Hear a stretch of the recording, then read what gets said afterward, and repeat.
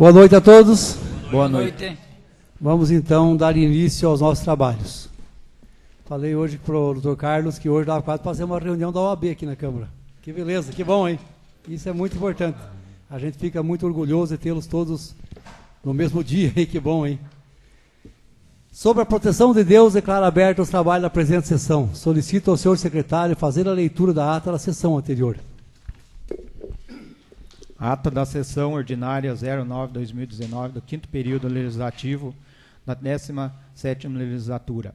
Realizado no dia 3 de abril de 2019, presidida pelo vereador Rubens de Souza Pereira, vice-presidente, e secretariado pelo vereador Luiz Carlos Bassetti Júnior, primeiro secretário, Joacir Carlos de Lima, segundo secretário. A hora regimental registrou-se a presença dos seguintes vereadores: Antônio Luiz Gusso, Ari Bernardi, Ediquiel César Bandeira, Itaciano Mussolini Araújo, Joacir Carlos de Lima, José Hamilton Bernardi, Luiz Carlos Bassetti Júnior e Rubens de Souza Pereira. Constatou-se também a presença dos munícipes João Edson Nodari, Luiz Antônio Poli.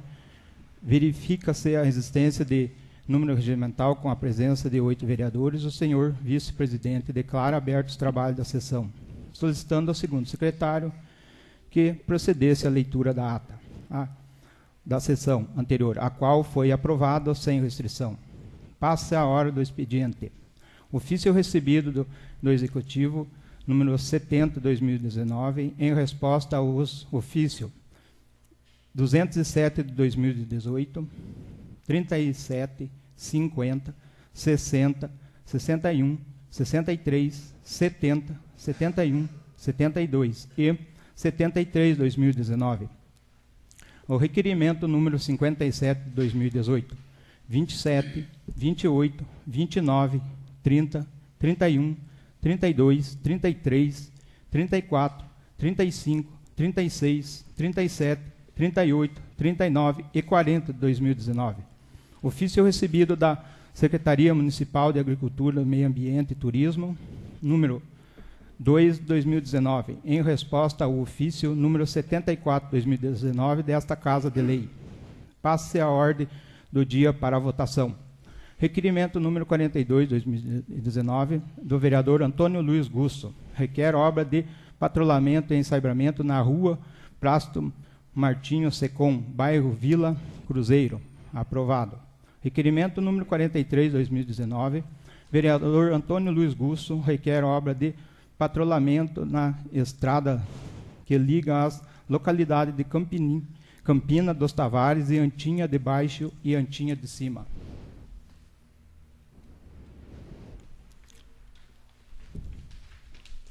Aprovado. Requerimento número 44, 2019, vereador Antônio Luiz Gusso requer a poda de árvore localizada na rua Carlos Alberto Ribeiro, em frente ao número 193, aprovado. Encerradas as matérias, o senhor vice-presidente declara franca a palavra. O vereador Joacir Carlos de Lima solicita o reenvio do requerimento número 32, 2019, mais precisamente sobre a necessidade de obras de patrulhamento e ensabramento na continuação da rua Engino Guimarães Ribas, devidamente ao péssimo trabalho que foi realizado. O vereador Antônio Luiz Gusso comenta que a Secretaria Municipal de Obras não realiza o patrulhamento até o final da rua. Aqui os moradores pagam seus IPTU para que a rua seja bem conservada. Esta situação acontece em outras ruas também. O vereador José Hamilton Bernardi comenta que sentiu-se ofendido pela resposta que o Poder Executivo encaminhou, principalmente referente ao ofício número 61, 2019, de autoria do vereador Ari Bernardi. Esta não é uma resposta adequada para ser enviada a uma Casa de Lei. Isso solicitou o envio de ofício, questionando quem é a pessoa responsável pela elaboração das respostas. O vereador Ari Bernardi solicitou o envio de ofício ao Poder Executivo, questionando que até o presente momento não recebeu a resposta do ofício número 04, de 2018, pois o prazo desta estabelecido pela nossa lei orgânica é de 10 dias para ser respondido. O senhor vice-presidente sugere que a secretária desta Casa de Lei avisa os senhores vereadores quando vence o prazo para a resposta dos ofícios. O vereador Luiz Carlos Bassetti Júnior manifestou-se seu apoio referente à ideia do senhor vice-presidente, solicitando a permissão do vereador Antônio Luiz Gusso para que seja reenviado o ofício sobre a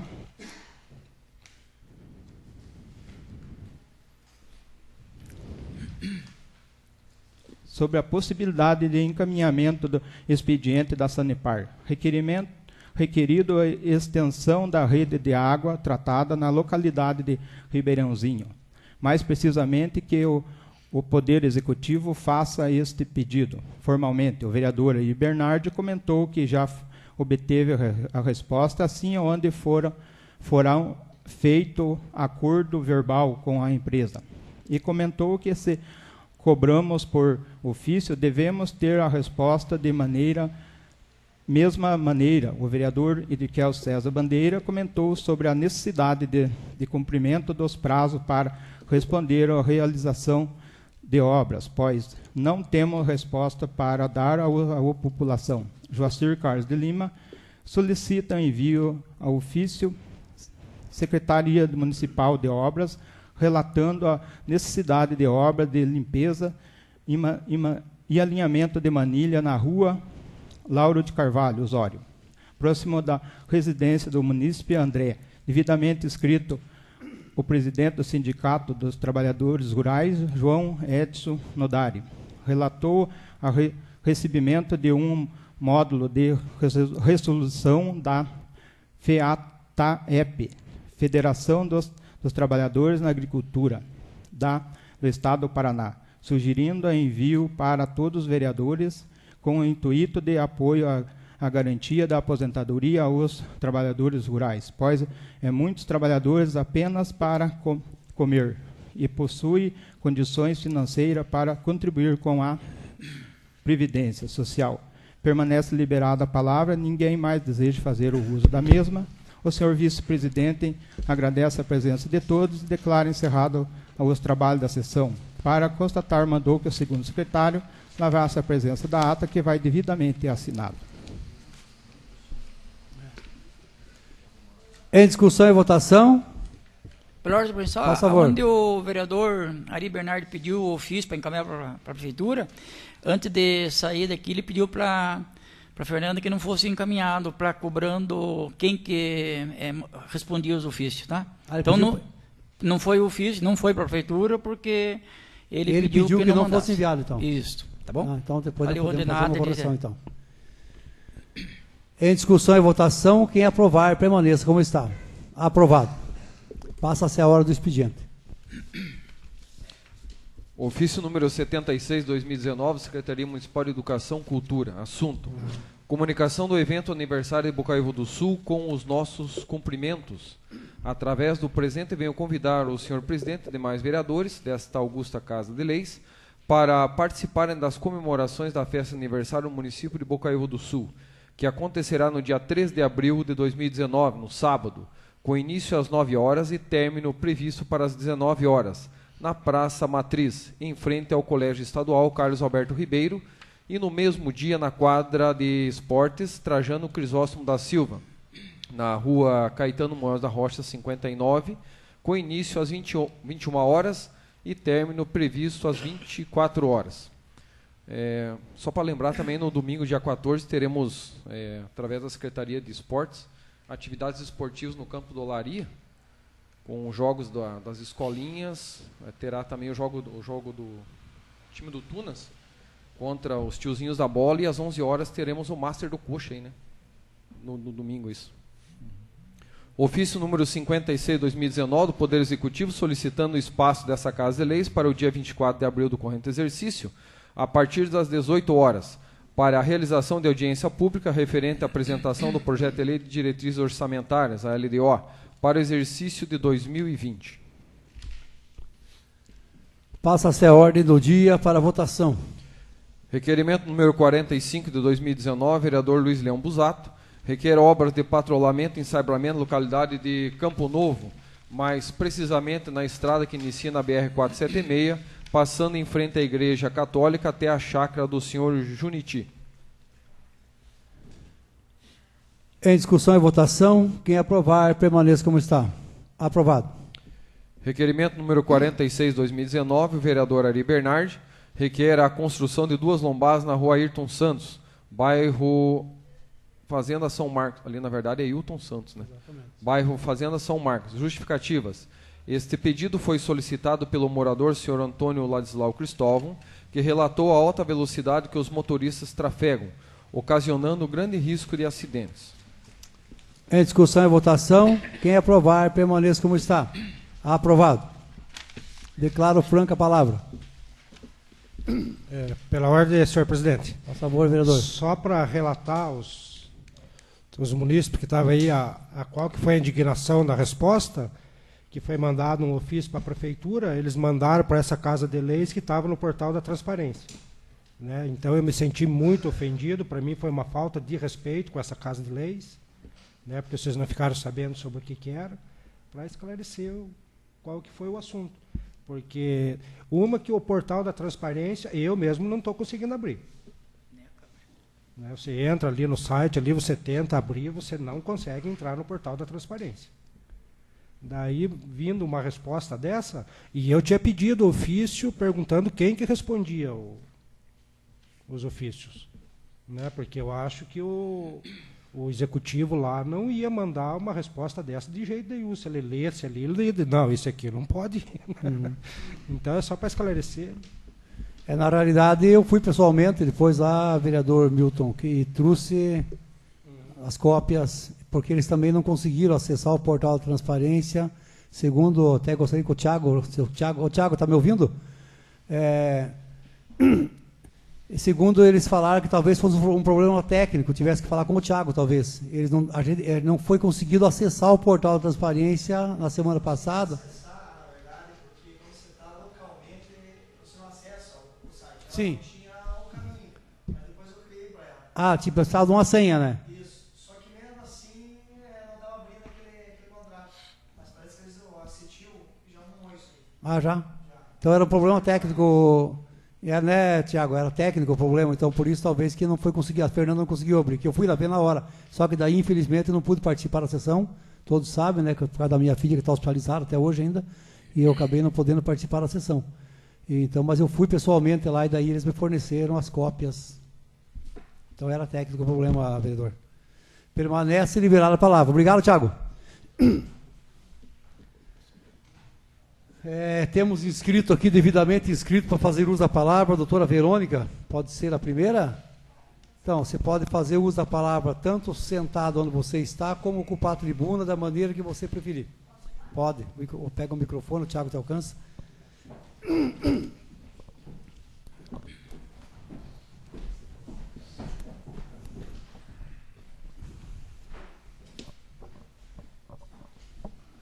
Olá, boa noite a todos. Boa noite. Eu gostaria de cumprimentá-los e dizer que nós, da Procuradoria, eu como Procuradora-Geral, tomei a iniciativa de vir aqui após ofícios recebidos por nós, pertinentes ao nosso trabalho na Procuradoria. Então, eu vim aqui para esclarecer algumas coisas em relação ao nosso trabalho, algumas coisas que estão acontecendo na Procuradoria, como que a gente trabalha, o que a gente faz exatamente, para que a gente possa dividir não só com os vereadores, mas também com as pessoas, né, para ter mais conhecimento do que a gente está, como que a gente está agindo no município. Eu vou começar falando pela parte, na verdade, extrajudicial, porque que a gente lida com os processos, né, é um conhecimento comum, então essa parte extrajudicial que talvez seja um pouco de desconhecimento. Para começar, a gente faz a análise da legalidade de todos os atos que são realizados tanto por qualquer secretaria, pelo prefeito ou por todas as secretarias. E existem alguns assuntos pertinentes a esses atos que foram questionados por ofício ou mesmo até pelo vereador Ari, que não está presente, mas eu posso, né, falar nesse sentido também, sobre algumas coisas. Em relação à administração, a Secretaria de Administração, a gente faz principalmente a questão da licitação. As licitações, elas são aprovadas por pareceres jurídicos que nós fazemos, assim como as homologações, se o fornecedor, o licitante entra com recurso, alguma coisa assim, essa parte é a parte que nós fazemos. Tá? Hoje, na Procuradoria, no ano de 2018, nós realizamos 371 pareceres na Procuradoria. Eu gostaria de trazer números para vocês terem uma ideia. E só hoje, nós estamos agora no começo de abril, nós já temos 100 pareceres. Tá? Então, é um trabalho bem complexo e é um trabalho que demanda bastante estudo e bastante dedicação. Então, essa é uma das coisas. Além de, quando a gente tem problemas em relação aos fornecedores que não cumprem com os seus contratos, a gente acaba sendo obrigados a agir com processos penalizando-os pelos atos que eles não praticam em relação ao contrato, pela inexecução parcial ou total do contrato. Também temos isso. Além de outras coisas, que são as compras diretas em relação, por exemplo, à saúde. Em relação à saúde, nós temos muitas compras diretas, porque nós temos muitos munícipes que pedem medicamento a todo momento, leite, que eu acho que vocês devem deparar com bastante gente que para, né, os vereadores devem parar, os senhores a todo momento pedindo, a prefeitura não está me dando leite, a prefeitura não está me dando remédio.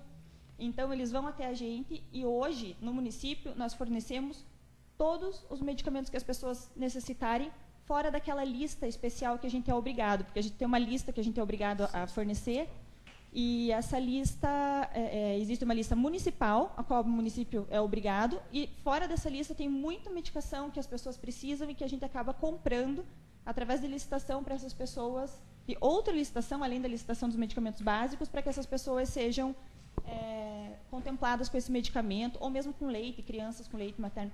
Às vezes, a gente sabe que às vezes pode ser que demore um pouco, porque, né, a gente tem várias... A demanda acaba demorando, mas ela sempre há o fornecimento. Tá? Outra coisa em relação de repente, recursos humanos dentro da administração, a legalidade do pagamento de verbas, como abono de permanência e outras coisas mais. Outras reclamações a gente faz toda a partir da legalidade, se é possível ou não fornecer o que as pessoas estão solicitando. Tá? Principalmente servidores, nesse caso. Os servidores, quando eles solicitam algum direito, muitas vezes eles não têm esse direito, ou acham que tem e não tem, porque a gente tem, claro, uma questão de regime jurídico, que é, né, dos servidores. Então, às vezes, as pessoas acham que tem porque vem que um trabalhador tem porque é CLT, e às vezes ele é estatutário e não consta para ele, sendo estatutário, que ele tem esse direito em lei. Então, essa análise também a gente faz. Em relação à Secretaria de Finanças, depois eu pedi para o Dr. Murilo vir para explicar direitinho como que está, porque ele está fazendo toda a parte da tributação, do Executivo Fiscal. Questão do Obras. Questão do Obras é o seguinte, eu recebi um ofício, eu ainda não respondi, mas acredito que amanhã eu já trago a resposta, já protocolo a resposta, sobre os loteamentos. O ofício questionava a respeito de saneamento, água e luz a respeito de um loteamento que fica na localidade da Campininha. O que acontece com esse loteamento e vários outros loteamentos que temos aqui em Bocaiúva? Antes de você fazer um loteamento, antes do loteador comprar o terreno e dividir e parcelar esse lote, vamos dizer assim, esse loteamento, o que ele precisa fazer? Ele precisa passar por uma autorização do município, consequentemente pela lei na Comec, que é o órgão do Estado que faz que dá essa anuência para o município para eles poderem lotear ou não essa área. Quando um loteador pede essa autorização, o que ele tem? Para ele receber essa autorização, tanto do município quanto da Comec, ele precisa estar... o loteamento precisa estar essencialmente com saneamento, infraestrutura, iluminação e água. A pessoa, quando compra um loteamento regular, quando ela chega no loteamento, ela tem que estar com uma estrutura perfeita para construir a sua casa e assim. Qual é o nosso problema aqui em Bocaiúva? As pessoas estão comprando lotes grandes e estão loteando sem respeitar a legislação de forma nenhuma. Então, eles dividem como querem, não fornecem água, não fornecem luz, muito menos estrada, pavimentação e saneamento. Então, isso faz com que fique uma situação muito complicada, que é um dos casos da Campininha. Então, nós temos vários casos. O da Campininha, por exemplo, nós temos uma demanda judicial que os moradores de lá ingressaram com uma ação contra a Prefeitura e a Sanepar pedindo saneamento básico. Até a audiência era para ter sido na semana passada, foi cancelada essa audiência.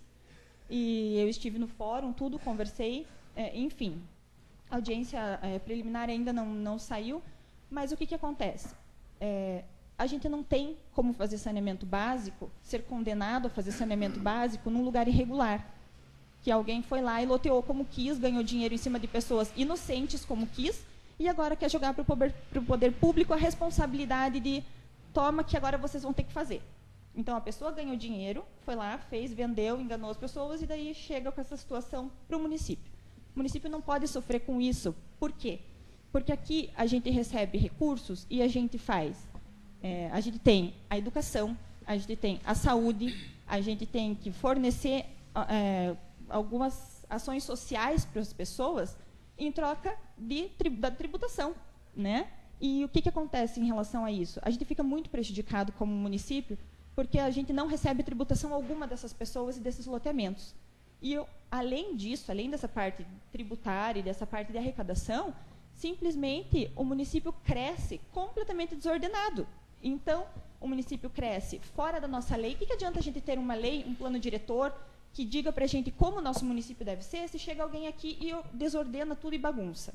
Então, a gente acaba sendo prejudicado nesse sentido, porque o município cresce desordenado e a gente passa a não conseguir mais organizar as políticas públicas, tanto de saúde quanto de educação, seja ela qual for.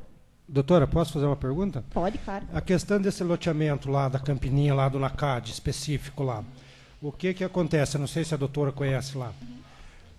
É uma culpa que não vem dessa gestão, é uma coisa que já veio de herança.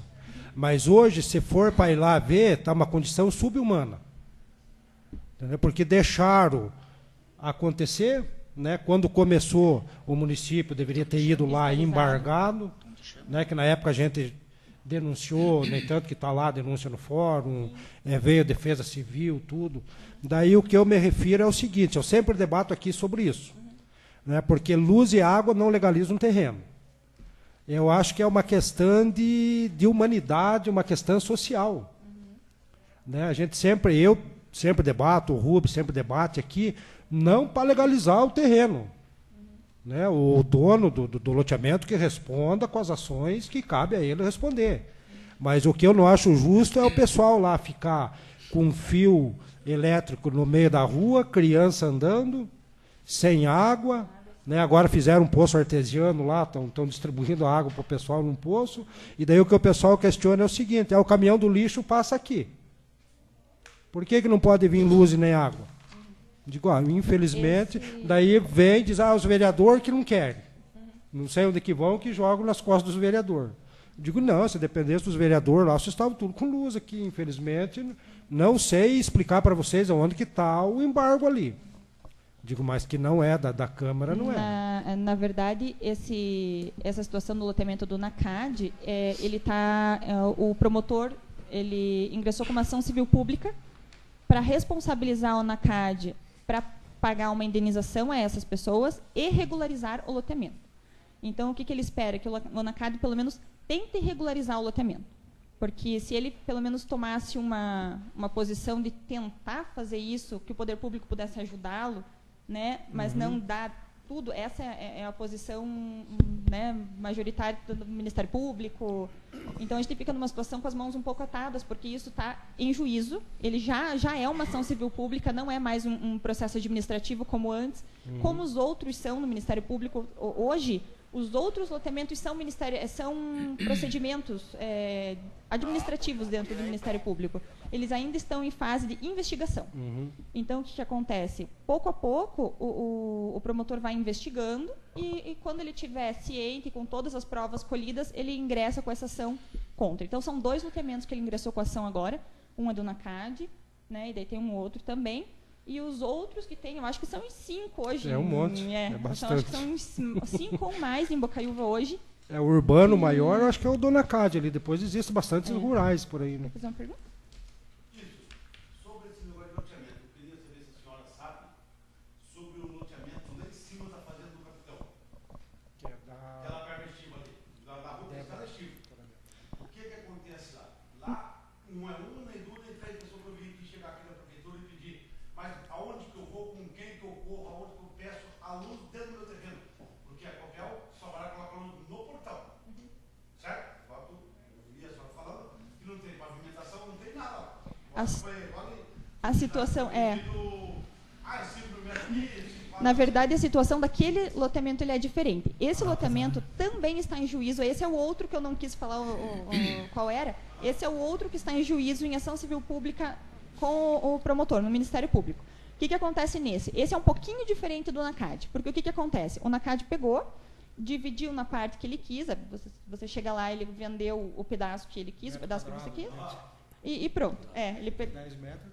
Passou exatamente. Ele vendeu. Lá o que aconteceu? A pessoa tomou o cuidado de tentar fazer dentro da lei a situação. O que ela fez? Ela pegou o registro de imóveis, que é o documento de propriedade do dono, e ela pegou todas as pessoas para quem ela vendeu e colocou o nome de todas essas pessoas dentro do registro de imóveis. Quando ela colocou todo o nome dessas pessoas, todos os nomes lá, ficou um registro de imóveis, 20 mil metros, que é o que a lei determina, dentro 20 pessoas, dentro desse registro. Isso é a lei federal, né? Isso. Antigamente até poderia. Foi de 2015, 2014, que foi aprovada a lei federal, e só a Copel iria colocar luz acima de 20 mil metros. Acima de 20 mil metros em área rural. Até que a gente sabe, porque senão qualquer um compraria 2 mil metros e falaria, eu sou agricultor rural. E ela pediria. Cortaram isso. Entendi. Exatamente. Porque eles ficam lá, mas onde que eu vou, com quem que eu vou? Por exemplo, gente, vocês têm que fazer aqui o seguinte, eu faço orientação lá para a maioria dos moradores lá. Eu sou vizinho deles lá. Não, você tem que fazer, tentar fazer um módulo de uma, digamos assim, um condomínio de chácara. Por quê? Aí a Copel coloca até no portão, ali no padrão de vocês ali, tem cada um responsabiliza pela frente. Eu acredito que a Copel esteja ciente, porque quando foi entrado com a ação, quando o Ministério Público ingressou com a ação, eles avisaram todos os órgãos competentes. Eu acredito que a Copel deve estar avisada dessa ação, por isso que ela não está colocando a luz nesses casos. Porque tem muitos casos, tem vários casos, a prefeitura não deixa colocar a luz, é a prefeitura que não deixa. O que acontece? A forma de não colocar a luz a partir de hoje é para tentar coibir a compra do terreno. Então, para a pessoa chegar lá, só que isso não está dando certo, como o vereador Milton falou.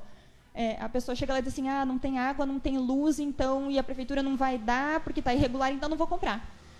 Só que o que está acontecendo é o contrário, porque as pessoas estão comprando mesmo assim, mesmo sabendo que não tem água nem luz, porque os loteadores estão prometendo. Daqui 3 meses vai ter luz, pode ficar tranquilo. Só que ninguém nunca falou com a gente, nunca ninguém deu entrada. Além de irregular, o loteamento é clandestino, porque é como se a gente nem tivesse, como se a gente não soubesse. E aí o fiscal vai lá, notifica o dono do loteamento, o loteamento rasga, o dono rasga a notificação e finge que nada aconteceu e continua a vida. E toca a vida, entendeu? Vereador Rubens, por favor. Por ordem, presidente. Só uma colocação, né, doutora? Que nem o caso ali, vamos usar direto do loteamento na CAD. A prefeitura, o que ela toma providência em cima, assim, por exemplo, quem já construiu, eu acho do meu ponto de ver, teria que dar condições. O que dizem para esse povo que vai querer colocar a luz? Não pode. É isso, o NACAD, porque lá em cima, na Vila Angélica, o próprio NACAD fez uma rede de luz lá, e está funcionando muito bem. Eu estive lá hoje, funcionando muito bem. Ele fez lá um pedaço, né? O vereador Milton, lembra lá que todos lá perto do coleginho, foi ele que fez. Ele se propôs a fazer essa rede principal dentro do loteamento. Ele se propõe a fazer a rede, quis fazer, foram lá, retiraram, não a prefeitura, mas foram lá, embargaram isso e aquilo, a própria Copel. Hoje, a forma que estão lidando esse pessoal lá, a luz, tem um ponto de luz para 10 12 famílias. Se aconteceu hoje, que Deus o livre, pegar fogo uma casa, queima todas as casas. A prefeitura em cima, assim, então, o que está construído, eu acho que lutasse para que normalizasse a situação de quem já é morador. Isso, a gente está vendo para regularizar essa de quem já é morador no seguinte sentido, porque, por exemplo, a Vila Angélica é um loteamento, ele era irregular, mas ele foi consolidado, vamos dizer assim, porque houve um processo judicial, o loteador respondeu e ele acabou sendo consolidado. O que acontece? Hoje existe uma legislação de regularização fundiária, que é uma legislação que existem alguns requisitos para a gente utilizá-la. Tanto é que o NACAD se apega nessa lei nova, porque ele acha que é só chegar lá e regularizar, que é falta de boa vontade do poder público, só que não é isso. Nós estamos entre meio, esse ano agora vai haver a revisão do plano diretor, né, que está na época, e um dos requisitos, o requisito principal para a gente fazer regularização fundiária é que a regularização esteja citada no plano diretor. Então, com esse cuidado agora desse ano que vai ter nesse um ano que vai ter essa revisão do plano diretor, é uma questão a ser colocada dentro do plano após os estudos, né, que para revisar o plano não é assim tão simples, a gente vai ter um estudo, vai ser realizado todo um levantamento da realidade do município, para ficar um plano diretor realmente personalizado, né, para a nossa realidade. Então, é um caso assim, porque dentro da lei hoje, a gente não consegue regularizar, a gente pode até dar água e a luz, sabe? Não é isso o problema não é esse, o problema é realmente regularizar a situação dessas pessoas. Tá, a doutora acabou de dizer que a gente até pode dar a água e a luz, acabou de dizer. Então, por que não se tenta resolver esse problema, então, de resolver o problema da água e a luz, sendo que a água já passou na principal, a água está, de alguns moradores, 20 metros, a luz está... Não, a gente pode até tentar dessa forma, só que o que acontece é que nós temos que pensar também, um dos princípios da administração pública é o princípio da isonomia. E quando a gente pensa em isonomia, que é a igualdade, a gente pensa assim, por que o João tem e o Pedro não tem? Então, essa é uma questão que a gente lida todos os dias, que é muito complicada e a gente tem que colocar na ponta do lápis. Porque se o João teve condição de construir a casa e eu comprei no lote no mesmo dia que o João e eu não tive condições, por que ele vai ter água e eu não vou? Essa é uma situação que a gente lida todos os dias. E é um ponto a se ver. Eu tenho a muito boa vontade e bons olhos para a gente regularizar a situação dessas pessoas e acho que eles merecem, porque, falando bem o português claro, eles foram, muitos não, mas muitos foram enganados quando compraram esses terrenos. Né? Então, essa é a minha situação. Doutor, obrigado. Mas veja o que puder fazer, quanto mais rápido para resolver o problema desse pessoal. A gente agradece e acho que o povo lá vai agradecer muito também essa situação. Obrigado. Com certeza. Bom, mais algum questionamento? Posso? Em relação à assistência social. A Procuradoria ela faz análise da legalidade de todos os atos também, como de todas as secretarias, em relação à licitação. E nós temos uma coisa a mais na assistência social, que são audiências obrigatórias sobre infância e juventude com o Dr. Paulo, que é o juiz do município, né, da comarca. Então, a gente sempre está participando para ver a situação da infância e juventude no município, para ver as necessidades, para ver o que está acontecendo nessa situação. Secretaria de Saúde, eu acho que é a mesma coisa também, mas a Secretaria de Saúde é um pouquinho mais delicada em relação a algumas solicitações, algumas coisas que tem, porque, como eu já comentei, a questão dos medicamentos, a questão dos exames, as questões das pessoas que estão precisando a todo tempo. E o que acontece? Como o município é muito, posso chamar de resolutivo, no sentido de que a gente tenta realmente fazer o possível que possa ser feito, acaba o quê? Um dos princípios do SUS é a solidariedade. Então, ele diz assim que Estado, município e União, eles têm que fazer tudo que for possível ao mesmo tempo pelas pessoas. Então, muitas pessoas, às vezes, vêm, como sabe que aqui tem um exame, aqui tem um medicamento, aqui tem uma situação ou outra, as pessoas vêm de Colombo, de Tunas, de Adrianópolis. E o que está acontecendo? O pessoal está aumentando bastante, a nossa demanda está aumentando bastante em relação a isso. Hospital, tem muita gente de Bocaiúva que às vezes reclama, mas eu fiquei horas na fila do hospital. Pois é, a gente vai olhar, na frente dele tem 5 pessoas de Tunas. Então, é uma coisa, né, que é um dos problemas que a gente tem para ser discutido. Acho que até hoje foi a conferência, Hoje foi a Conferência Municipal de Saúde, e eu, infelizmente, tive que sair depois, acabei não participando das discussões, mas tenho certeza que deve ter sido uma das pautas essa questão. Deixa eu ver aqui. Só para a título de conhecimento do medicamento, o município gastou 1,5 milhão com licitação com medicamento. Na licitação, isso é muito dinheiro se comparado com o que o Estado... Fora a cesta básica. Fora a cesta básica. Então, é muito dinheiro, é muito medicamento e é muita gente sendo ajudada. Então, isso a gente tem que também ver que está bem. Como o rapaz falou hoje, como o professor falou hoje, a gente pensa que não, mas o SUS ele é muito bom. Porque se a gente voltar atrás, a gente sabe que as coisas tendem a piorar. Né? A mesma coisa com a Secretaria de Esporte, de Educação, de Agricultura e Meio Ambiente. A gente está sempre em parceria com as políticas públicas para ver a legalidade, para analisar a situação, ver se é possível ou não.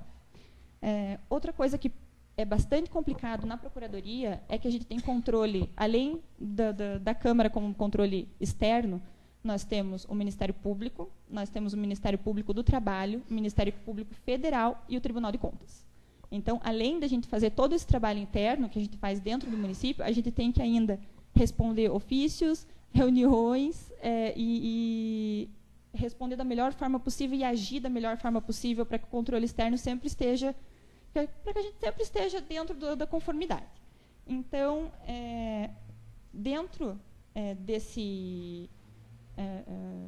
por exemplo, no Ministério Público Federal, Ministério Público do Trabalho, nós tínhamos um processo agora, no final do ano passado, nós tínhamos um processo em relação ao pessoal, os servidores que trabalhavam na Secretaria de Obras.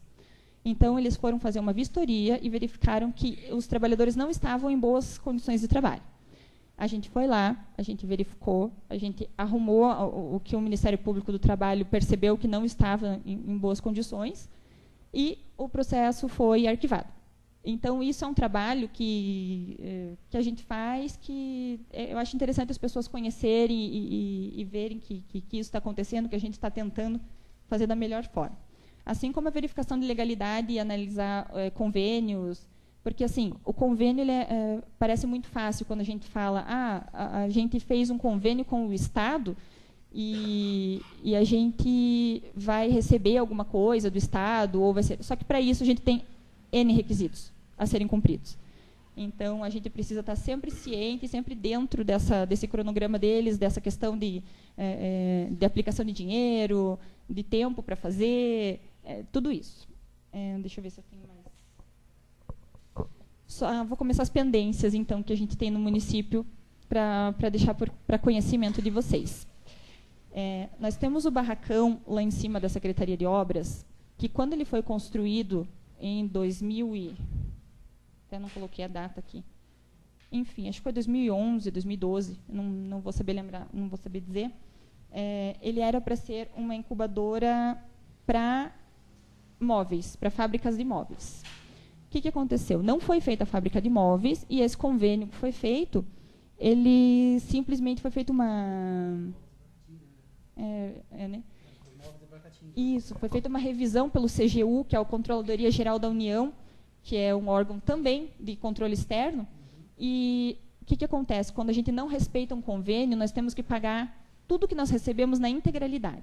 Eles não cobram, vocês esqueceram de colocar o telhado. Eles não cobram só o telhado, eles cobram todo o dinheiro que eles deram para a gente de novo.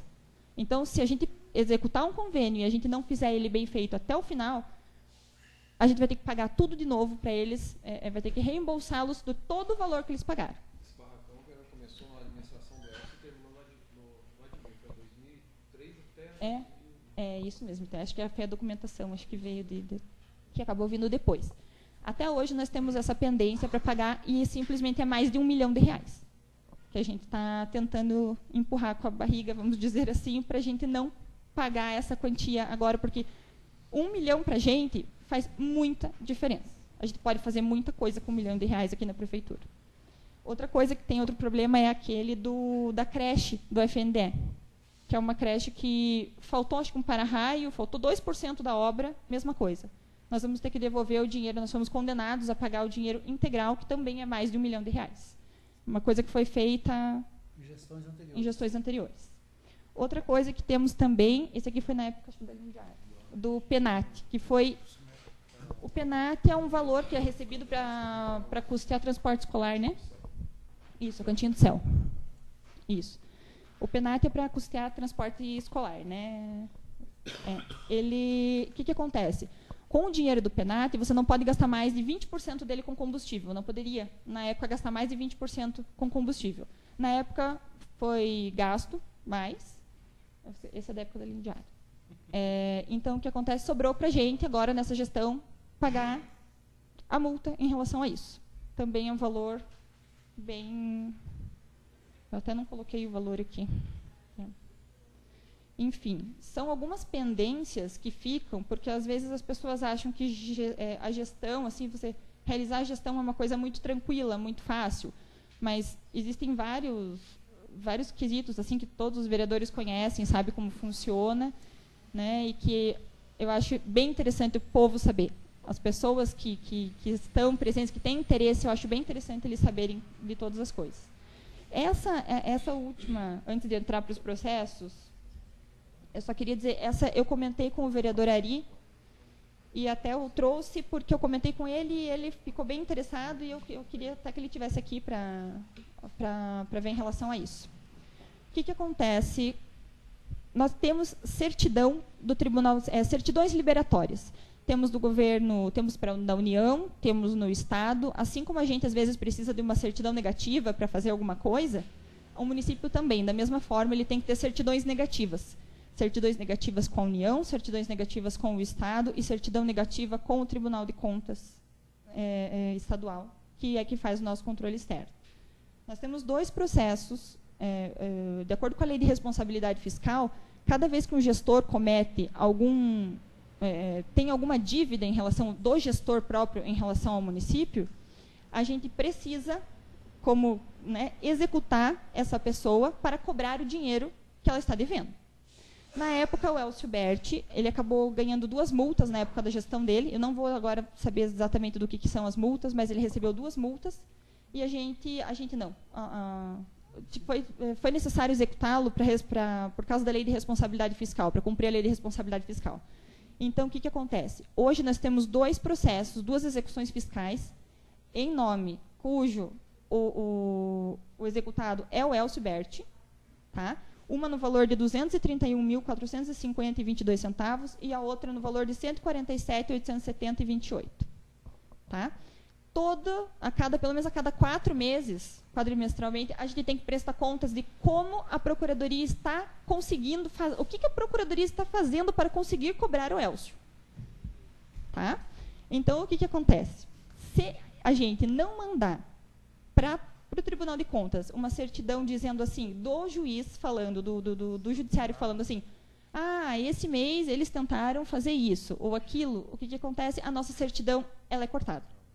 Se a nossa certidão for cortada, a gente não consegue recurso, a gente não consegue fazer convênio com o Estado, não consegue receber valor nenhum, a gente fica sem conseguir receber como uma pessoa que está devendo, da mesma forma. E a gente fica... então, quando a gente fala, o município está sem certidão, é por causa desse tipo de coisa que a gente tem que ficar, que a gente tem que correr atrás e fazer isso. Aí o que o vereador Ari falou para mim foi assim, mas você devia, o Tribunal de Contas questionou, você devia ter batido o pé e ter feito do mesmo jeito. Não dá para a gente fazer isso, porque o que acontece? Eles abrem uma investigação, transformam num processo lá dentro, um processo administrativo, chamado tomada especial lá dentro, e aí a gente acaba ficando sem certidão. Porque se eles decidirem cautelarmente, é como um processo judicial, se eles decidirem cautelarmente que eles vão suspender a licitação, que eles vão suspender a contratação, ou qualquer coisa que esteja dentro do bojo da competência deles, eles fazem e eles cortam a nossa certidão. Então, isso é uma coisa que o vereador Ari comentou comigo, que ele achava que podia, de repente, passar por cima, e a gente não pode fazer isso. Infelizmente, a gente não tem como fazer isso. A gente tem alguns processos no Tribunal de Contas. Da nossa gestão, a gente já conseguiu arquivar os que tinha, do que veio da gente. Então, em relação a isso, está tranquilo. Deixa eu só ver se... Mais alguma coisa? Eu ia falar dos processos, porque eu tenho aqui que eu ia contar que... Vou falar agora que está aqui para voltar nos processos. Hoje, o município de Bocaiúva não tem nenhum precatório. Nós conseguimos acabar com não temos nenhum precatório. Nós recebemos uma cartinha do Tribunal de Justiça do Paraná falando que nós estamos no rol, o município de Bocaiúva está no rol de bons pagadores. Porque nós não temos mais nenhum precatório, porque os processos que eu quero apresentar para vocês agora, que a gente pagou esse ano 2017 e 2018, são processos que vieram das gestões passadas e que ficaram inertes na Procuradoria, nas gestões, e muitos a gente perdeu por inércia. Então, a gente fica muito chateado quando a gente tem que pagar, quando a gente é condenado, a gente não pode recorrer mais, a gente não tem mais para onde recorrer, e aí a gente percebe que poderia ter sido diferente. A gente está gastando dinheiro em relação a isso. Então, eu acho importante eu colocar isso para vocês saberem quanto a gente gastou nesses 2 últimos anos aqui com processos judiciais. Tá? Eu vou começar, então... na verdade, são poucos processos que a gente pagou, só que a quantia dele, o valor arbitrado foi um valor que, para a gente, vai fazer muita diferença. Sabe? A gente podia ter feito outras coisas com esses valores.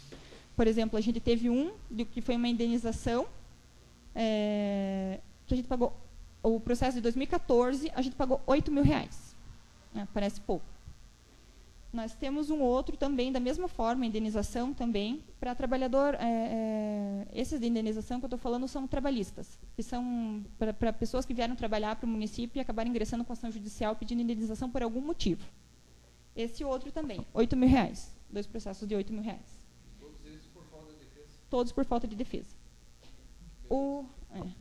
Temos que os ACS, os agentes comunitários de saúde, em 2013 ingressaram com ação contra o município pedindo a verba indenizatória de insalubridade. Então, foram 19 agentes comunitários de saúde, o total deu R$97.032. Esse é 2013. Isso. Temos um de 2011, que o município contratou uma pessoa jurídica por licitação para trabalhar, e a pessoa foi lá e ingressou com uma ação trabalhista. E aí, por falta de defesa, porque não tem cabimento, né? Isso, nós pagamos R$48.000. Então, nós pagamos em 12 vezes de R$12.000 esse processo.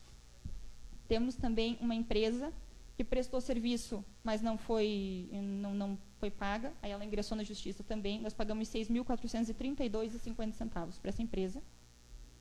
Temos uma outra empresa que também veio na gestão passada, não foi pago o serviço, cancelaram o empenho, e aí a gente teve que pagar para a empresa, negociando, porque a dívida já estava em R$100.000, eu consegui negociar com a empresa e pagar 60. Mas essa empresa não era a CAP? Não. Rejaile. Daquele calçamento lá em cima que... Exatamente. Tudo por falta de defesa. E isso quem fazia era o procurador. Isso. Não. Temos um outro... Prejuízo, né? Temos um outro caso que é uma associação que cuidava da casa acolhedora, acho que era no tempo da Lucimere. E quando o prefeito subsequente ele entrou na gestão, ele cortou o convênio, ele desistiu do convênio com essa associação.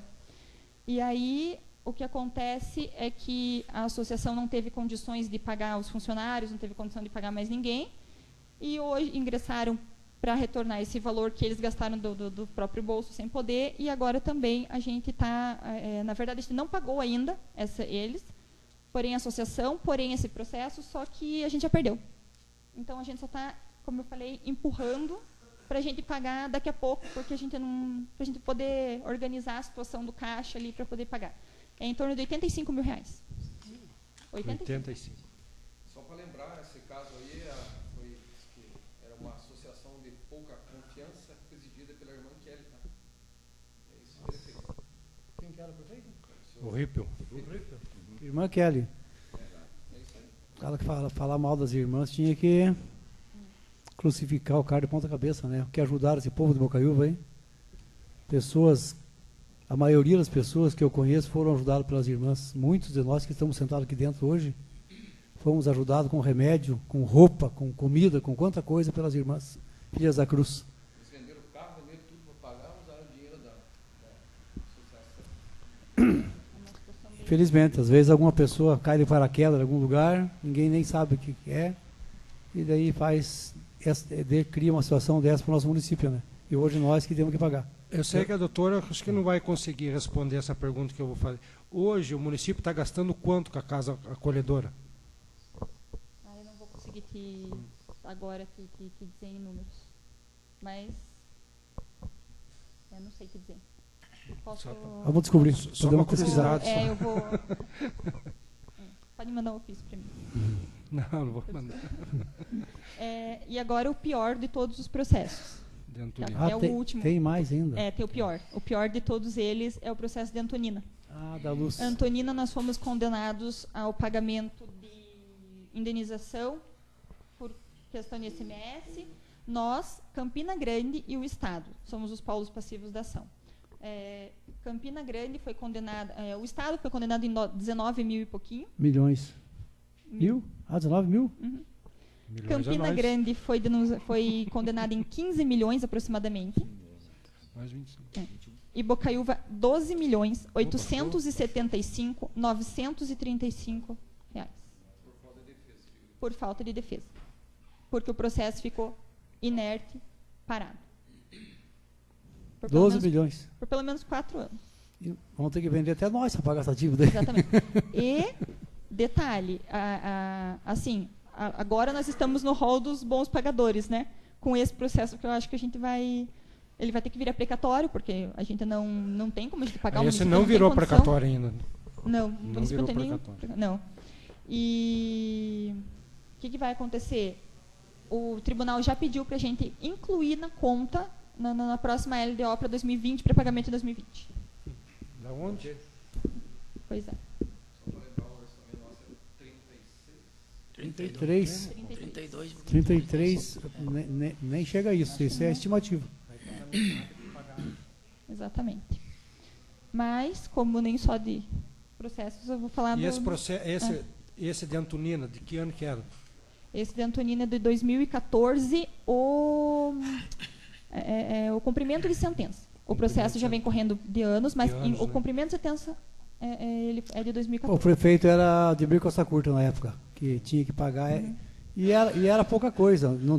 Campina não quis pagar e nem a prefeitura daqui na época. Na verdade, era necessário uma perícia. Para pagar uma perícia isso, só. Uma perícia, não estou enganado, era 15 mil reais? E eles não quiseram pagar 17 mil reais, né? Era entre 17 mil reais a perícia. E agora nós perdemos 12 mil por não ter pago a perícia de 12 milhões. 2 milhões, desculpa, por não ter pago. Quase 13, né? Porque 13.800 e alguma coisa. Muito dinheiro para o município. Bom, nós tínhamos um processo que causava muita preocupação para a gente. Temos ainda, porque ainda ele não terminou. Nós tínhamos um processo que causava muita preocupação, que era um processo que hoje a gente foi condenado em 8 milhões, quase 8 milhões. 7 milhões, 774, 43 mil e 38 centavos. Esse processo é o da Saibreira. Tá? A prefeitura pegou esse processo, a procuradoria pegou esse processo e a gente ganhou em primeira instância o processo. Então, esse, por enquanto, pelo menos a gente está livre. E esse a gente teve como recorrer, a gente teve como salvar. Tá? A gente também arquivou uma ação civil pública em relação àquela da Secretaria de Obras. Teve uma outra, além do processo administrativo, ainda o Ministério entrou com uma ação civil pública para condenar pelo pessoal do Obras lá em cima, que a gente, depois desse arquivamento que a gente arrumou lá em cima, aí a gente se prontificou a, como já fizemos, fazer o laudo da segurança do trabalho para todos os servidores, e a partir de agora vão começar os cursos e a consultoria para a gente fazer a implantação dos EPIs. Porque o que acontece? A gente percebe que com os EPIs, além da segurança dos trabalhadores, o município também ganha com isso, porque a gente acaba tendo defesa em relação aos processos trabalhistas. Né? Nós temos muitos processos trabalhistas e de 2017 para cá, até agora, nós não perdemos nenhum. Então, a gente só quer né, em implementar essas questões para que a gente possa continuar desenvolvendo o trabalho da Procuradoria de forma correta e com respeito às pessoas, né, e quem espera isso da gente. Então, os processos trabalhistas, até agora, não perdemos nenhum, a Procuradoria hoje. Doutor, um desses de 8 mil aqui, de uma indenização trabalhista, é aquela daquela senhora da associação de catador lá? É um deles, rapaz, né? É um deles. Que não é nem funcionário do município. Não é nem funcionário. O que acontece muito com a gente é assim, foi feita a contratação, na gestão passada foi feita a contratação de serviços gerais em cargo em comissão, e aí a pessoa vem cobrar direitos de seletista. As pessoas confundem muito a questão estatutária com seletista. Então, é que nem eu falei no início, as pessoas acham que tem os mesmos direitos de um trabalhador seletista, né, regido pela CLT. Então, a gente tem bastante coisa em relação a isso. Mas eu acho que o que eu tinha para falar era isso. Espero, né, eu acredito que a gente está fazendo o melhor que a gente pode, em cima do que a gente tem, das possibilidades que a gente tem. Nós temos poucas pessoas, a Procuradoria sou eu, o Dr. Murilo e a doutora Bruna, né? Então, nós somos poucas pessoas para nós temos em torno de 400 processos para cuidar. Então, além de 400 processos, nós temos toda a parte extrajudicial que eu comentei e ainda nós fazemos atendimento. Então, a gente tem um trabalho bem árduo, mas que a gente gosta bastante e que a gente se dedica de verdade fazendo isso. Né? Então, eu queria convidar o Dr. Murilo, porque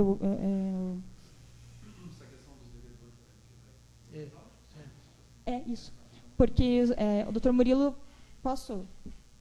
o Dr. Murilo foi o seguinte, a situação em relação à tributação fiscal, só vou dar início, tá?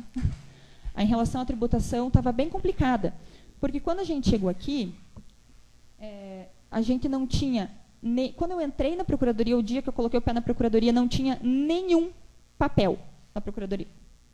Nada. Não tinha nenhum papel, não tinha nenhum livro, não tinha nenhum... O computador não tinha nada, o computador estava limpo. Nada, nada. Eu tive que fazer um trabalho de formiguinha e começar, desde o início, a procurar o que a gente tinha que fazer. Eu acredito que uns 3 meses para conseguir, pelo menos, fazer com que o executivo fiscal chegasse ao computador. Bom, eu acho que, não sei se todos sabem, mas como os processos hoje são digitais, a gente não precisa mais ir até o fórum para lidar com eles com papel, não existe mais o papel, graças a Deus. E o que aconteceu? Cada advogado tem o seu cadastro ali, e no meu cadastro não tinha nada da prefeitura e não tinha nada em lugar nenhum. Simplesmente o que acontecia? Os antigos procuradores, eles faziam os processos nos proajudes particulares deles. Eles simplesmente misturavam os processos, ainda que o procurador-geral não pode, ele é impedido pela OAB de advogar particular. Eles pegavam e misturavam nos processos. A gente está aqui com o doutor, né? Eles sabem que... Imagina a dificuldade que seria você ter o teu proajude e um monte de processo da prefeitura ali no meio. Como é que você ia, né, separar isso? Como que seria a vida para separar isso? Não sei como eles faziam. Eu corri atrás, fui lá no Tribunal de Justiça e criamos um Projude, que temos Projude, PROC, temos outros sistemas, mas vou usar o Projude de exemplo. Criamos um Projude de procurador. O dia que eu sair da Procuradoria, eu vou olhar para o próximo procurador, dar a senha para ele, e ele vai continuar. Ele não vai precisar passar pelo que eu passei e ficar procurando o processo. Até hoje, eu falo que a gente tem em média 400 processos, mas até hoje eu tenho certeza que a gente tem muito mais. E eu não sei. Isso é fato. Então, não, sumiu. Aí eu fui de vara em vara, né, combinando com as pessoas assim. Olha, quando o processo aparecer, esse processo, você joga ele no Projude de procurador. Você joga ele no sistema de procurador. Então, o que acontece? Às vezes... a doutora Bruna me liga e diz assim, apareceu mais um aqui. Tipo, porque os processos aparecem. Os processos vão aparecendo coisas que a gente nem imagina. E muitas vezes eles aparecem perdidos. Já perdidos. Então, isso é uma coisa que a gente sofreu e está sofrendo ainda.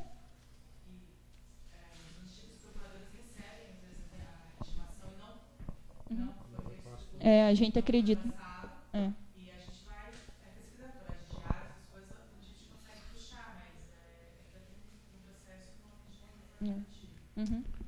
Exatamente.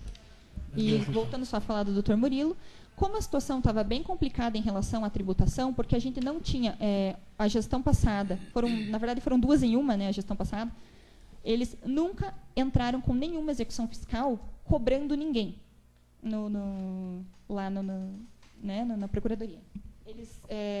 Então, correu. A execução fiscal era como se não tivesse importância. Eu não sei quem fazia execução fiscal, é sem importância. Só que, assim, a execução fiscal, o que é? A nossa tributação é uma das partes mais importantes do nosso município. Porque se a gente não tiver dinheiro, a gente vai fazer como as políticas públicas que são necessárias para fazer? Como que a gente vai aumentar o nosso caixa? Né? Sem dinheiro a gente não vai conseguir fazer. E é através desses impostos que a gente precisa que esteja, né, que tudo esteja organizado, que a gente possa contar com esse valor para poder fazer o que a gente tem que fazer. Então, o Dr. Murilo trouxe para a gente, eu fiquei sabendo que ele estava com uma proposta de fazer uma análise a partir dos arquivos da tributação. Ele se propôs a vir, a gente fez um contrato administrativo com ele, como era sem ônus. Então, ele veio de graça, ele veio voluntário para fazer um levantamento. Ele é quase especialista em tributação. E ele fez um levantamento para a gente de como a gente cobraria, o que a gente faria e de que forma faria. Então, quando ele terminou esse levantamento, eu percebi que a coisa era muito pior do que a gente realmente achava. A gente tinha muito mais a perder. E aí eu acabei convidando ele para me ajudar na questão da tributação. E hoje a gente está conseguindo levantar esses processos e ver o que a gente vai fazer com a implantação.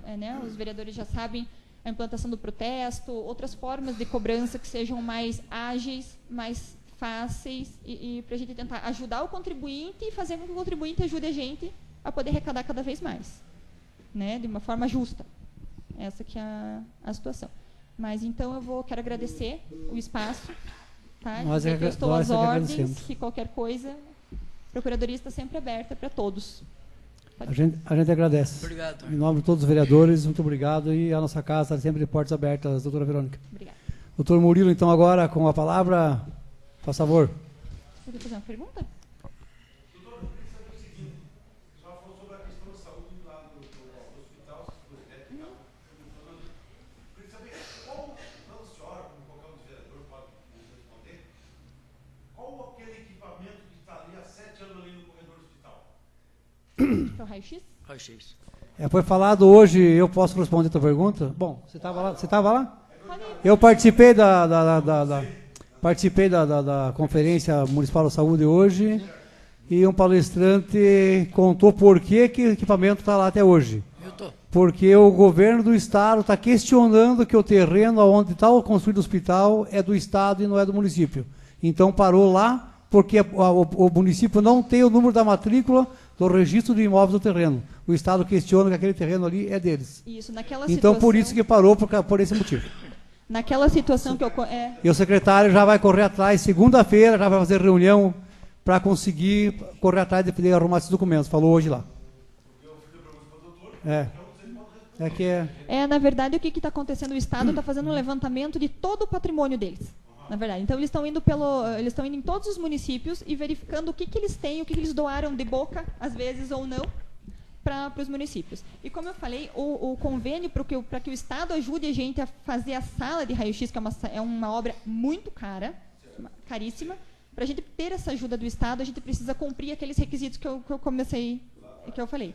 Um dos requisitos é que a documentação do local da obra tem que estar impecável, tem que estar toda lá.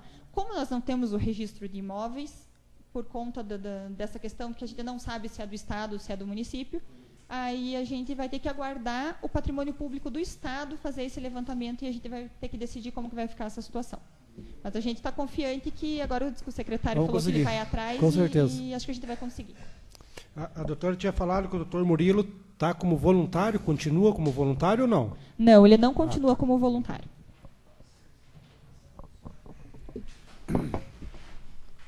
Sim, esse voluntário são os 3.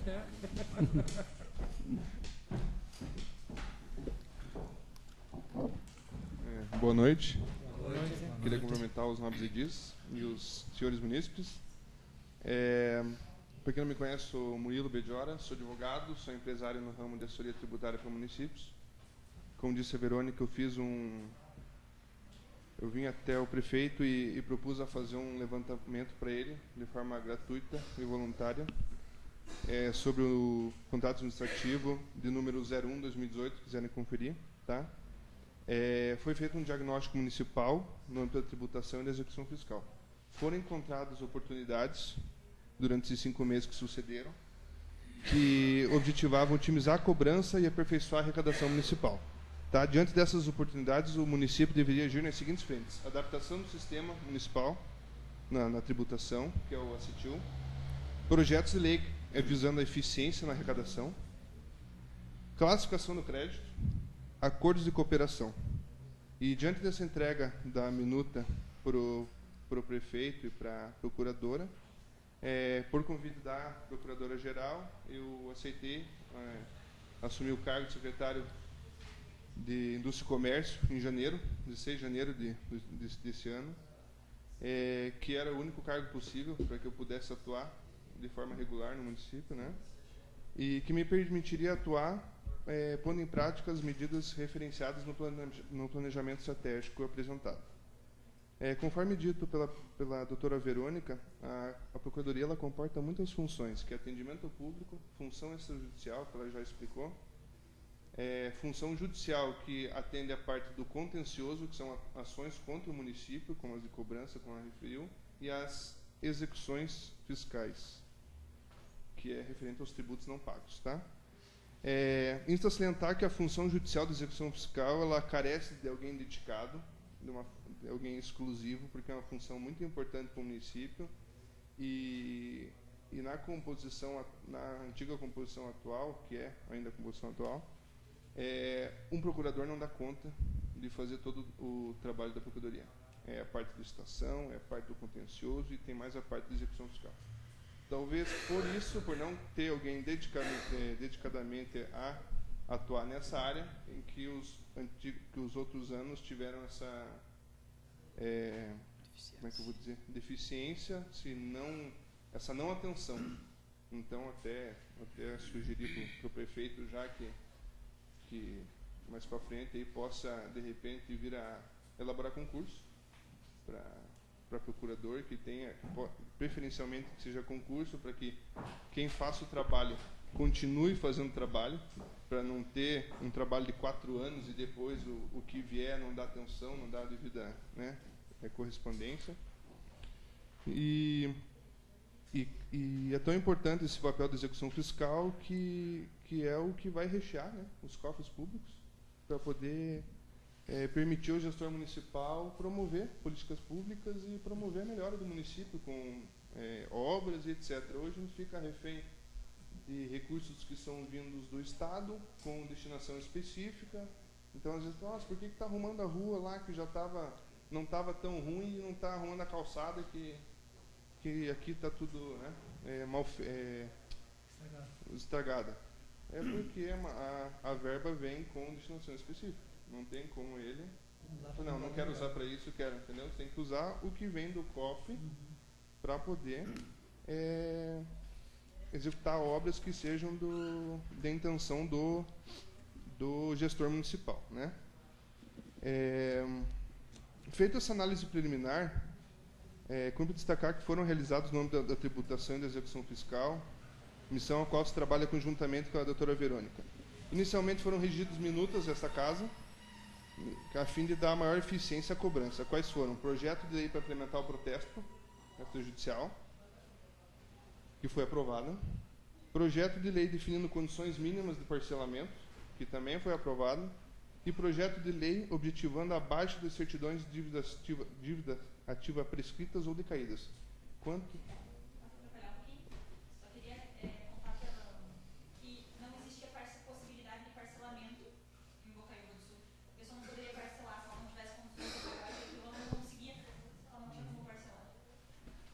E quanto a esse último projeto de lei objetivando a baixa de certidões de dívida ativa, foi até enviado um ofício para a Procuradoria pedindo a relação. A gente montou a relação, mas ainda não apresentou, porque eu gostaria de vir aqui antes explicar porquê desse pedido. E, enfim, se for da necessidade, da intenção de vocês ter a relação, a gente pode apresentar também. Primeiro, falar quanto ao protesto. Quanto à implementação do protesto, a gente está na fase final já. Foi feita a aprovação da minuta aqui. Entramos em contato com o convênio do Instituto de Protesto do Brasil, aqui no Paraná. Eles forneceram para nós senhas de acesso a um sistema de homologação. Esse sistema de homologação é um teste para que o município converta a certidão de dívida ativa a um formato específico para que possa fazer o upload desse arquivo, que a central de remessa de arquivo vai fazer a distribuição para os cartórios e a cobrança. É um processo que é todo automatizado, só que o sistema da prefeitura está habilitado para daí proceder essa nova forma de cobrança. Quanto à questão Então, falta só o sistema parametrizar, e daí nós vamos assinar o convênio, firmar o convênio e aí proceder ao início do protesto. O protesto das CDAs ativas serão enviados a protesto certidões até R$1.000, tá? Serão enviados, e havendo não pagamento desse débito em 6 meses, haverá o ajustamento da execução dessa CDA. No protesto, as taxas do cartório, os emolumentos, eles ficarão a cargo do contribuinte, não tendo custo algum para o município. Então, o envio protesto é de forma gratuita para o município, tá? Por que R$1.000?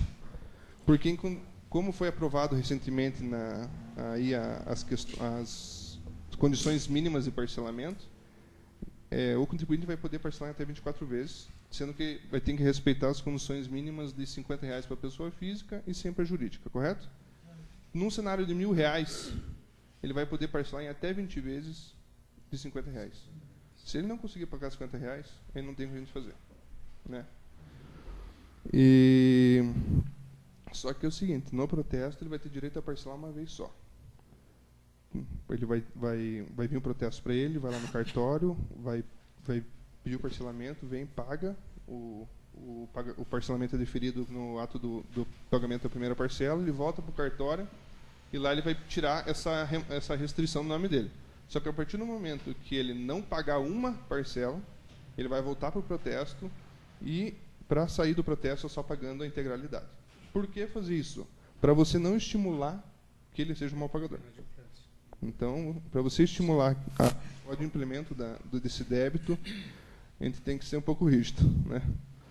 Até porque no parcelamento ordinário, a questão de ter 24 parcelas com valores mínimos de R$50 e R$100 já é uma baita ajuda, né? Tem alguns municípios que nem tem isso. Eu não lembro, doutor, naquele projeto, eu fui protestado, vou lá e parcelo.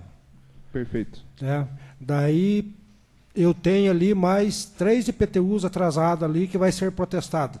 Vai poder parcelar isso aí também ou não? Corretamente, perfeitamente. Também?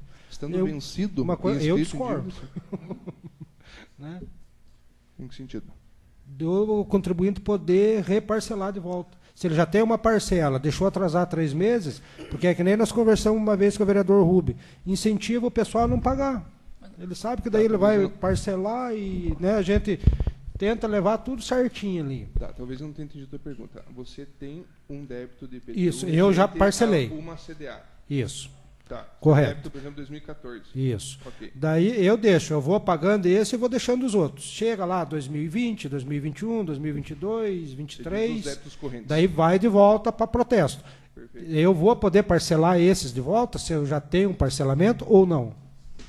O parcelamento de 2004 você fez e está pagando. Isso, estou pagando. E os de 15 até 21 isso, você não fez. Uma comparação. Isso. Entendi. Você quer se referir aos débitos correntes. Isso. Isso foi uma coisa que foi discutido hoje, que eu também não concordo com a questão de você poder deixar que o cara não pague, o contribuinte não pague os débitos correntes, mas se eu condicionar isso, talvez a adesão ao parcelamento ela seja menor. Porque se eu permitir que ele possa parcelar isso aqui, mas mais para frente ele possa parcelar aquilo que ele deve também, pelo menos o município vai estar recebendo. Se eu condicionar ao débito corrente agora, o que deveria ocorrer, ele pode, eu não estou conseguindo nem pagar o agora, como é que eu vou conseguir parcelar o que já está para trás? Entendeu? E o cara não paga nem isso e nem o que está para trás. Tem questões e questões, né? Mas é uma questão injusta. Pelo menos o município vai recebendo. Eu também não concordo, mas... Entende?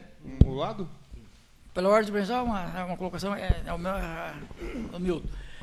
O que nós discutimos, até conversando aquele dia mais sobre esse negócio, é sobre esse negócio esse projeto de lei que tem o pessoal que está em dívida com o município ser perdoado. Dívida que está prescrita já, viu? Prescrita.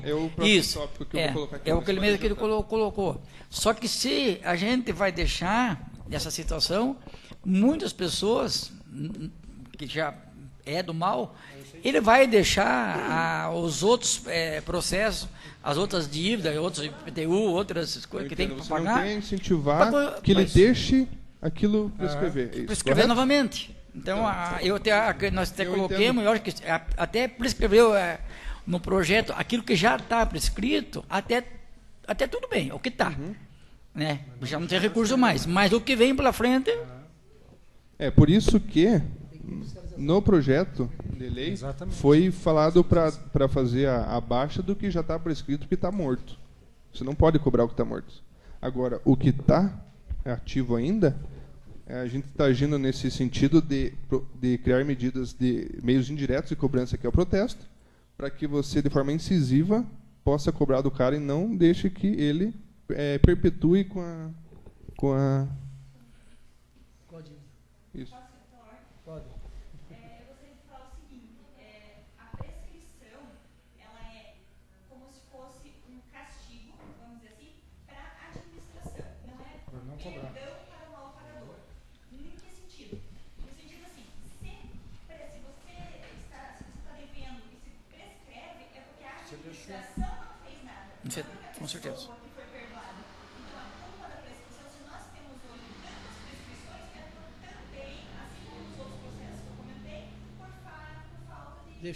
Deixaram de fiscalizar e de cobrar. E vai ser possível mandar pelo menos um tanto dos pedidos que estão hoje com essa situação dentro do município, nem a gente fez ofício, o nome das pessoas ou não? Você dos diz, que estão tem um relatório de quem vai ser enviado? Foi pedido ofício, né? Os que estão inadimplentes com o município, que já estão... sim, perfeitamente. É possível fazer a relação com o número do processo, o número da CDA, valor atualizado, tudo mais. Perfeitamente. Obrigado. Dos que estão ajuizados, né? Até foi o vereador Luiz, né? Os que estão ajuizados, porque de 2014 para trás, com exceção do IPTU, que é um débito que é parcelado a partir de 30 de abril, ainda o de 2014 para trás, que não foi ajuizado, está prescrito, infelizmente. E a gente não pode cobrar, né? Senão a gente pode ter que pagar danos morais ainda, por estar cobrando algo que não foi cobrado em gestões anteriores, né? Além de perder a dívida, mais indenização por danos morais. Aí para falência, né? Tá. Quanto ao parcelamento ordinário, né, em que pese o Código Tributário Nacional ter previsão do parcelamento, com exceção do IPTU, como eu disse, que é o único tributo que vem no carnezinho parcelado, e do Refis em 2017, que permitiu o parcelamento, o contribuinte que devia alvará ISS, TBI e até IPTU vencido, ele não conseguia parcelar hoje. Se ele quisesse quitar o débito dele, ia ter que pagar integralmente. E, às vezes, não dá, né? Os valores, às vezes, não são altos, mas para você tirar do bolso num mês só, compromete o orçamento. Então, diante disso, que esse projeto de lei complementar que definiu valores mínimos de parcela e condições de reparcelamento também, porque permitindo que o contribuinte reparcele uma vez no único ano, para inclusive não acostumar ele mal. Pago uma, pego o certidão aqui, faço o que tem que fazer, daí quando precisar de novo, eu faço de novo, entendeu? Então, para você não acostumar mal, foi feito dessa forma. E foi aprovado, né, pela Lei Complementar 07/2019, que, juntamente com a adaptação de sistema e elaboração da portaria, que foi feito hoje, regulamentando o parcelamento ordinário, possibilitará, a princípio, daqui 2 semanas, após a parametrização do sistema pela CETIL, que o contribuinte já possa proceder ao pagamento parcelado em até 24 vezes, respeitando aquelas condições de R$ 50 para a pessoa física e 100 para a pessoa jurídica. Tá? Quanto a projeto de lei requerendo a baixa das CDAs prescritas ou decaídas, que tem como objetivo efetuar uma limpa nos débitos que não possuem mais exigibilidade. O que significa exigibilidade? Que não podemos cobrar em razão de terem sido atingidos pela prescrição. Essa massa de débitos prescritos, que cria uma ilusão de ativos a serem recebidos, deve ser ido baixo, visto que depõe contra a eficiência da arrecadação. Então, o município de Bocaiúva do Sul tem 10 milhões para receber. E a Procuradoria tem que agir em cima desses 10 milhões. Então, ela conseguiu 2. Tá, mas para pensar, desses 10 que foram conseguidos 2, 6 deles já está morto. Então, ela conseguiu ser eficiente em 50%, que era quanto aos 4. Então, esse é o objetivo. O Código Tributário Nacional, bem como o Decreto Municipal 2017, que eu não lembro o número, mas eu posso dizer para vocês numa outra oportunidade, já autorizam essa baixa. Então, esse projeto de lei foi só para mais dar um respaldo legal, embora a gente já tenha essa autorização pelo CTN e pelo decreto, de forma complementar. E ao limpar esse estoque morto, é possível que a gente direcione esforços para cobrar o que é exigível ainda, né? E uma vez que a gente busca organizar todo o estoque do município. Por fim, estou finalizando aqui. No caso dos processos ajuizados que detenham débitos prescritos, seja pela prescrição ou pela prescrição intercorrente, a prescrição é aquela que o município tem 5 anos da data da notificação até 5 anos até o despacho do juiz que ordena a citação, para essa prescrição. E a prescrição intercorrente, que ocorre no curso do processo, que é que a Fazenda Municipal ela tem 5 anos para constringir bens do executado. Então, se durante os 5 anos ele não conseguiu constringir bens, não agiu de modo a procurar diligências frutíferas, seja pesquisas Bacenjude no Banco Central, Detran, isso aí, e mais alguns outros acordos de cooperação que a gente quer implantar no município, para até o CNE, o CAGED, que são órgãos de controle de empregados e empregadores, que isso se aplica mais a empresas grandes, mas eu acredito que vale a pena ter para fins de consulta, né, para evitar ao máximo que haja alguma fraude, execução, o não pagamento do débito, certo? Então, quanto a esses casos e processos juizados que tenham sido atingidos pela prescrição, necessário se faz requerer a desistência dessas execuções, tá? De modo a prevenir eventual dano moral, e ainda pagamento de honorários sucumbenciais, caso o advogado ajuize uma exceção de pré-executividade, que se chama, que é uma medida de conhecimento de prescrição de ofício do juiz. Então, é preferível que o município pague 400, 500 reais de custas do que venha pagar 5, 6 mil de honorários. Quanto a valores, números, no âmbito da execução fiscal, em janeiro desse corrente ano, a situação é a seguinte: 24 execuções ativas que estavam em andamento e 135 arquivadas provisoriamente por falta de impulso da exequente, totalizando 159 processos. Na atual data, menos de 3 meses depois, a situação é 106 execuções ativas, um aumento de 80 execuções, e 56 arquivadas provisoriamente, as quais serão desarquivadas dentro dos próximos 2 meses. Após desarquivar todas essas execuções que estão paradas por falta de impulso, serão procedidas as execuções que não foram feitas da gestão de anterior, né, que ainda estão, que não foram prescritas ainda, para poder ajuizar, tá? Temos a meta aí de até final do ano aí ajuizar mais de 100 execuções, e também vai depender de qual for o adimplemento no protesto, dos valores menores, né? Se pagarem no protesto, a gente não vai ajuizar a execução, né? Até porque a execução ela é mais custosa para ambas as partes, para o município como para o executado. Esses dados corroboram a necessidade de um procurador, assessor jurídico que possa, de forma exclusiva, reitero, atuar na execução fiscal do município do Sul, visto que os outros municípios existem um agente dedicado. Quanto às previsões de arrecadação por meio da execução fiscal, como foram recentemente desarquivados os autos e procedido à atualização das CDAs com valores, substituição, etc., iniciou-se agora o bloqueio desses valores para tentar constranger bens. Temos poucos resultados ainda e não conseguimos, por enquanto, estimar valores, mas o trabalho visando a constrição dos valores está sendo realizado com a mais profunda excelência e comprometimento. Tá? Então, agradeço a atenção de todos e fico aberto a responder eventuais dúvidas. Das dívidas que já prescreveram, você tem mais ou menos uma ideia de valores? Não precisava fazer um... Mas são bastantes, né? São mais CDAs que não foram ajuizadas do que execuções fiscais que estão prescritas. Que daí prescreveu. Tem CDA de 99 que está no sistema ainda. De 99. Que nem foi ajuizado nada. Então, eu acho assim, né? Que não sei, até a gente aqui deveria estudar uma lei, alguma coisa, para poder responsabilizar as gestões anteriores.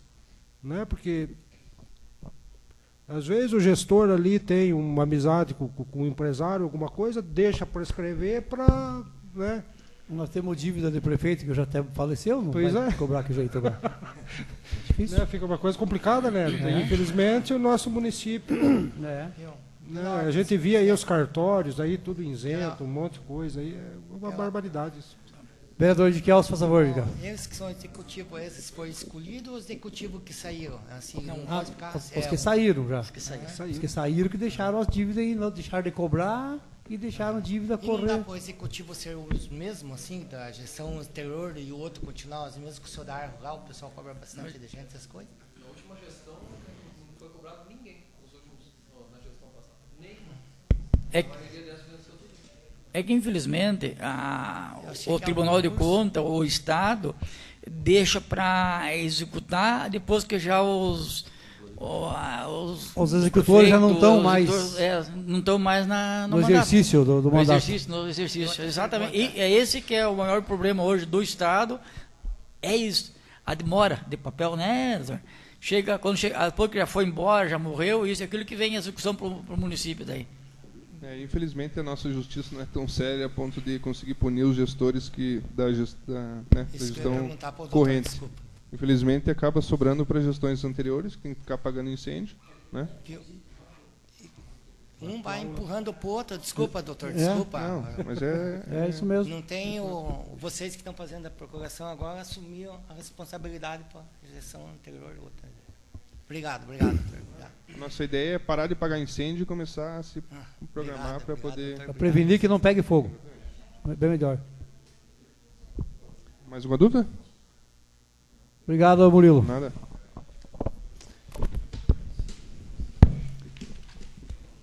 Permanece liberada a palavra. Por favor, vereador Rubens. Senhor presidente, que nem a doutora Verônica está aí acompanhando nós hoje, está o vice-prefeito. E uma das colocações que nós colocamos aí, aqui nessa casa até, né, a parte de um fiscal no município. A gente sabe que tem o Antônio Luiz, mas hoje já não exerce praticamente a função de fiscal mais, uma talvez por ser só ele sozinho, né, para fazer fazer uma fiscalização, e outra por também já do tempo de serviço, já também não vai correr atrás disso. Hoje, que nós comentamos aí, acho que uns 15, 20 dias atrás, hoje o município, se contratasse um fiscal para fiscalizar essas necessidades que tem, o município conseguia arrecadar para pagar o próprio fiscal para fazer essa fiscalização, né? Então, um pedido ao doutor aí, o vice aí, que conversasse com o prefeito e agilizar os pauzinhos para fazer uma contratação ou abrir um novo concurso para o cara que tiver a oportunidade. Beleza, obrigado. Pela ordem, presidente. Por favor, vereador. Só gostaria de agradecer a doutora Verônica, a doutora Bruna, que já foi, o doutor aqui, o doutor Eliseu, que, né, tinha assumido. E falar que o quão importante doutor, um esclarecimento desse. Entendeu? Você não faz ideia da importância que foi você ter vindo aqui e ter esclarecido um monte de coisa aqui que a gente tinha dúvida. Apesar que toda a vida a doutora foi pronta, né? A gente chega lá, ela toda a vida atende. É uma coisa que quero deixar registrado aqui, que toda a vida que a gente procurou, nunca foi não atendido. Toda a vida super bem atendido, né? Então, gostaria de agradecer sobre isso e falar sempre da importância. A gente sempre cobra aqui, todos os vereadores, presidentes, tudo, que sempre viesse alguém do executivo, né? Que às vezes alguma coisa facinha de se resolver numa conversa aqui, vira aquele tumulto, e, né? Então, gostaria de agradecer e falar que está aberto e que veio sempre o Nano também, né? Que veio sempre os munícipes. Obrigado pela presença. E é isso aí, presidente. Permanece liberada a palavra. Quero agradecer, então, a presença da Procuradoria toda da Prefeitura aí, nosso vice-prefeito, Eliseu, que sempre estava conosco aí, Luizinho, presidente do Conselho de Agricultura, Haroldo, Tuca, todos vocês aí, muito obrigado pela presença, e dizer para vocês que essa casa aqui é de vocês também. Quero deixar o convite aberto para que o Executivo sempre esteja participando conosco aqui. A gente sempre convida, mas a gente quase não consegue fazer com que eles venham aqui. Mas hoje eles vieram, quem sabe lá agora abriu o caminho, eles vão vir sempre aí. E a gente se sente muito honrado com a presença de vocês. Vocês ajudam a gente, porque quando a gente recebe um questionamento na rua de algum munícipe, a gente, aprendendo com vocês, a gente consegue explicar para eles muitas coisas que às vezes nem a gente consegue saber. Então vocês vêm trazer muita coisa boa para nós aqui. E é muito importante para essa casa. Então, muito obrigado pela presença de todos. Uma boa noite a todos. Nenhum dos presentes desejando fazer uso da palavra, declaro encerrado os trabalhos da presente sessão. Muito obrigado, uma boa noite a todos. Levante a sessão.